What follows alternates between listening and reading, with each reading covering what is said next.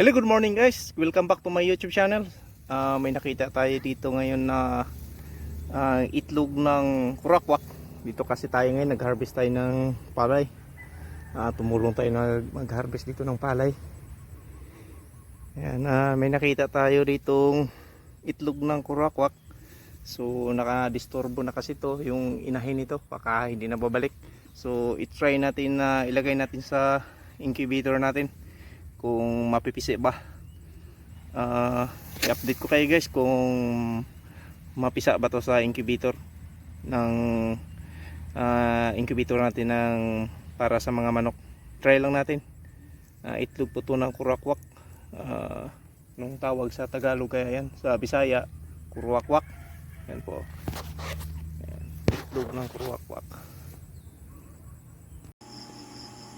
Ito na po yung itlog kinuha natin kanina sa palayan. Try nating ilagay dito sa incubator natin kung mapipisa ba. Update ko kayo mga loads.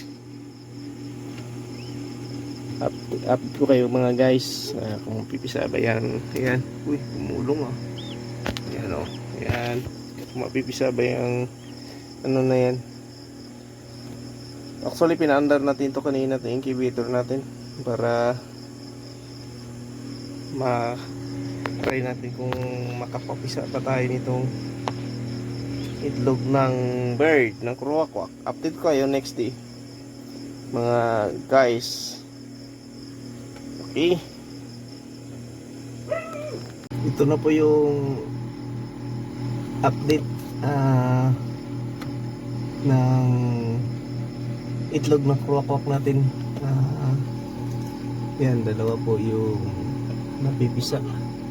Yung dalawa wala pa. Pero yung dalawa po napipisa ng yung itlog ng kurakwak ng itim. Yan po yung update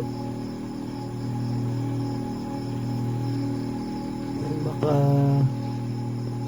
pag naalagaan natin to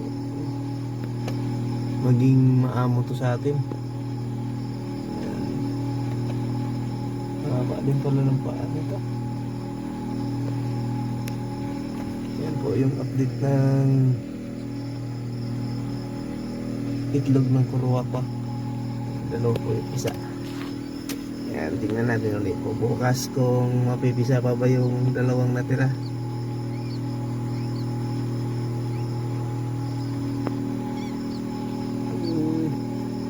Split yung dalawang po niya.